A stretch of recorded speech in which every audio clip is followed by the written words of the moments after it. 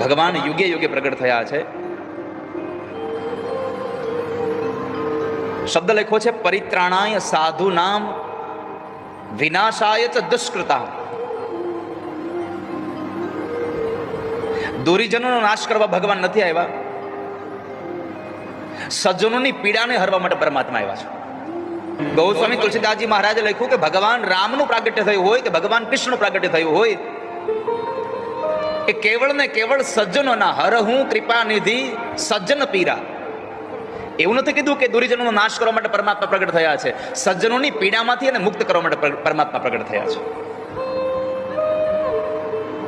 કોઈ પણની પીડા હોય એ પીડામાંથી મુક્ત થવા માટે. તમે સમજો કે કોઈ દુરીજનનો નાશ થાય ભગવાનના હાથે, તો ખાલી સજ્જનની પીડા મટી એવું નથી હો, એ દુર્જનને ભગવાનના હાથે મોક્ષ મળી ગયો. રાવણને ભગવાન મારે તો કેવળ પ્રજા સુખી થાય, હિરણ્યકશિપુને ભગવાન મારે તો પ્રજા સુખી થાય એવું નહીં. પ્રજાને સુખ તો મળ્યું, પણ હિરણ્યકશિપુને પરમાત્માના હાથે મળવાનું સૌભાગ્ય પ્રાપ્ત થઈ ગયું. પરમાત્માએ એનો પણ ઉદ્ધાર કરી દીધો. ક્યોંકિ ભગવાન મારે ઉસકા ભી ભલા, ભગવાન બચાય ઉસકા ભી ભલા. બંને પક્ષે પરમાત્માનો ન્યાય સરખો છે.